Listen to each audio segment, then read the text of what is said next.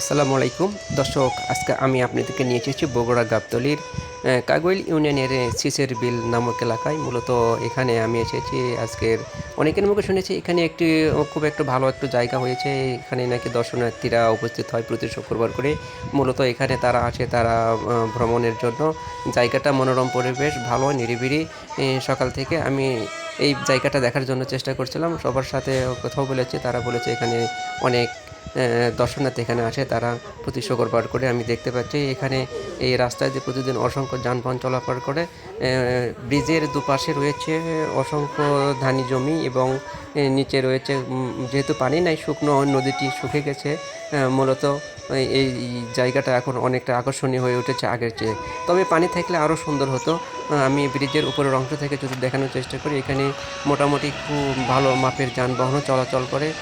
তাই এখানে প্রতিদিন অসংখ্য দর্শনার্থী আসে বলে আমি জানতে পেরেছি।